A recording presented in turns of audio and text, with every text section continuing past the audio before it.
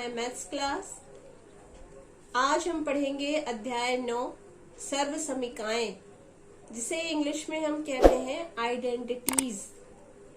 यहाँ आपके कोर्स में सर्व समीका फर्स्ट के तौर पे ये दो चर को लेकर ये सर्व समीका बनाई गई है, जिसमें पहला चर है a और दूसरा चर है b। पहली सर्व समीका है a धन b पूरे का वर्ग बराबर a का वर्ग धन 2ab धन b का वर्ग। इस सर्व समीका को हम इस तरीके से भी लिख सकते हैं, क्योंकि यहाँ पर पहला जो पद है उसकी घात 2 है, तो इसको हम 2 बार लिख सकते हैं।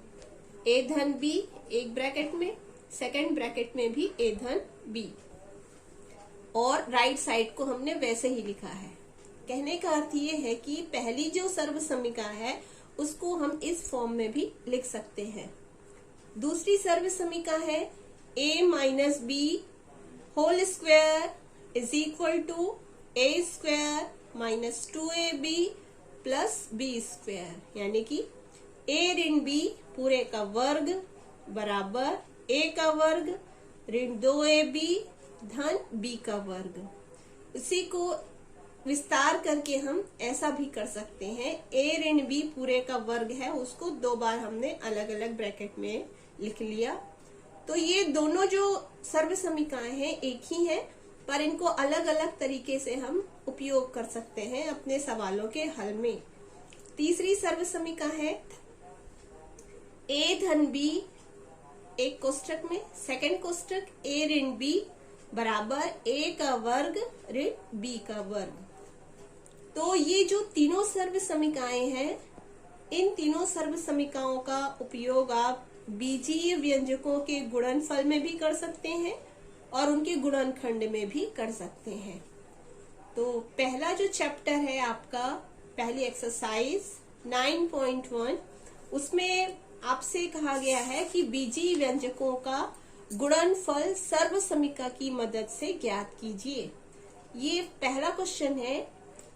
2a plus 3 bracket second 2a plus 3, दोनों ब्रैकेट में एक ही पद है, तो इन दोनों का गुणनफल तो आपने पहले भी पिछली क्लासेस में सीख लिया है। दो व्यंजकों वाले पदों का गुणनफल आपने अध्याय 4 में पहले ही सीख लिया है, लेकिन ये जो गुणनफल आप करेंगे वो सर्व समीका की हेल्प से करेंगे। तो सर्व समीका की हेल्प से स्टार्ट करते हैं। 2a plus 3 into 2a plus 3। तो यहाँ पे पहली सर्व समीका उपयोग होगी, वो इसलिए क्योंकि आप ये जो दोनों पद देख रहे हैं, ये दोनों व्यंजक जो देख रहे हैं वो धनात्मक हैं, उनके बीच में जो संक्रिया है वो धन की है। तो आपकी जो पहली सर्व समीका है उसमें दोनों पदों के बीच में धन का चिन्ह है, इसलिए हम इसमें पहली सर्व समीका उपयोग कर रहे हैं। तो हमने यहाँ लिख ली पहली सर्व समीका a धन b इंटू a धन b बराबर a का वर्ग धन 2ab धन b का वर्ग। अब हम अपने प्रश्न की तुलना इस सर्व समीका से करेंगे, तुलना करेंगे। तो प्रश्न और हमारी सर्व समीका का लेफ्ट साइड बस देखते हैं। सर्व समीका के लेफ्ट साइड में जहाँ पर a है और प्रश्न में ये पहला पद जो है वो दोनों इक्वल है, बराबर है, इसलिए हम लिख सकते हैं a बराबर 2a। ये यहाँ हमने लिख दिया a बराबर 2a। दूसरा पद जो है इसके इक्वल है, तो हम लिख सकते हैं b बराबर 3, और ये जो सेकंड व्यंजक है वो भी ऐसा ही है, इसलिए ये जो हमने लिया है मान वो इसके लिए भी तुल्य है और इसके लिए भी। तो ये हमने तुलना करके पहले a का मान निकाल लिया और फिर b का मान निकाल लिया। अब हम वापस प्रश्न को लिखेंगे 2a प्लस 3 2a प्लस 3। प्रश्न की तुलना हमने सर्व समीका के लेफ्ट साइड से कर ली। अब प्रश्न का विस्तार जो है उसको संकुचित करने के लिए उसका राइट साइड लेंगे। दैट मीन्स राइट साइड वाला जो तरीका है वो प्रश्न के हल में उपयोग होगा। तो राइट साइड में पहले लिखा हुआ है a का वर्ग, हमने यहाँ तुलना में a की जगह लिख लिया है 2a। तो जहां भी सर्व समीका में a आया है उस जगह मैं लिखूंगी 2a।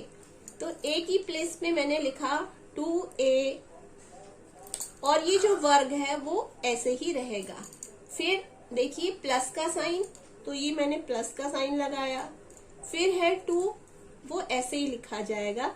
ये 2ab तीनों का आपस में गुणा है, तो गुणा का चिन्ह पहले लिखा हुआ है a, तो a का मान है 2a। तो जहां a लिखा है वहां मैं लिखूंगी 2a।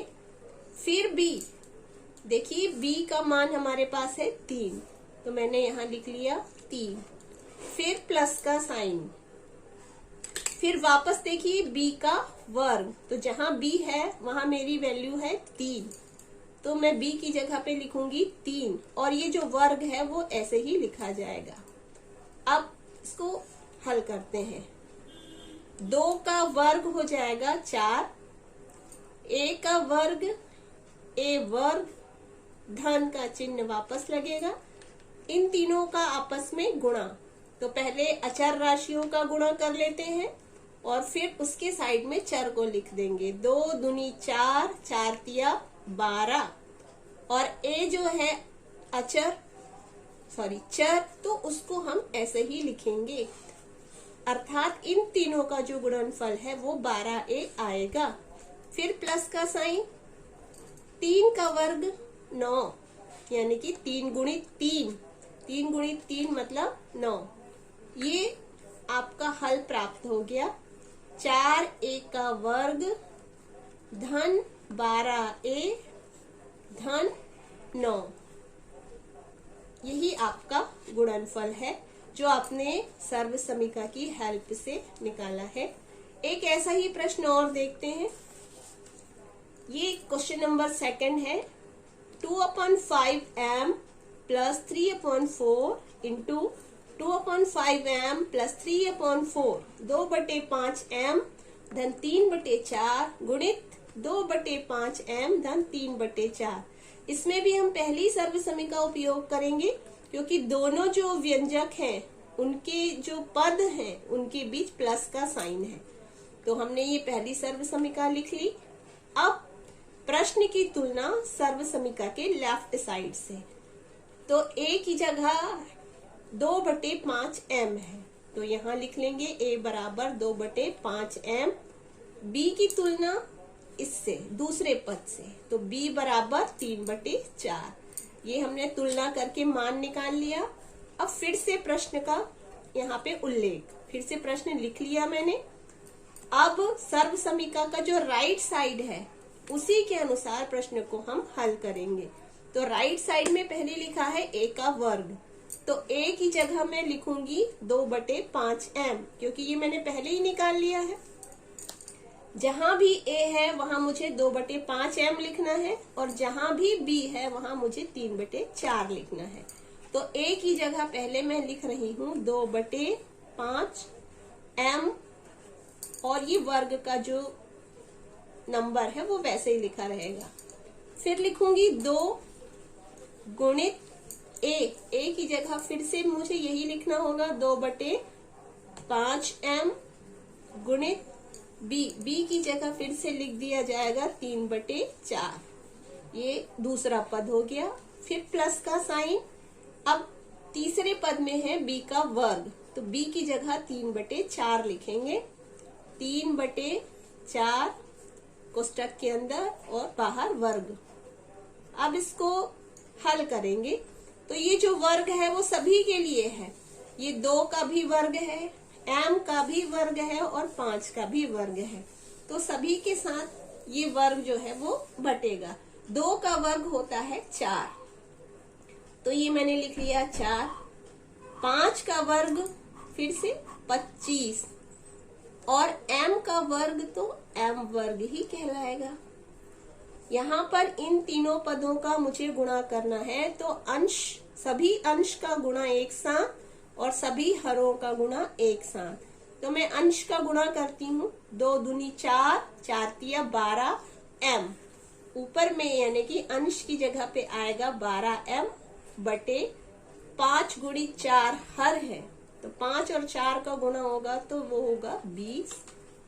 फिर प्लस का साइन, 3 का भी वर्ग होगा और 4 का भी वर्ग। इसको मैं लिख सकती हूँ 3 का वर्ग मतलब 9, 4 का वर्ग मतलब 16। अब वापस इसे ऐसे ही लिख दिया जाएगा। इनके बीच और कोई क्रिया तो हो नहीं सकती, क्योंकि ये तीनों जो पद हैं वो सजातीय नहीं है, अलग अलग है, और इसी वजह से इनमें कोई भी संक्रिया नहीं हो पाएगी। बस हमारा हल यहीं तक होगा। क्वेश्चन नंबर 2 का जो हल है वो बस यहीं तक है। That's all. Thank you.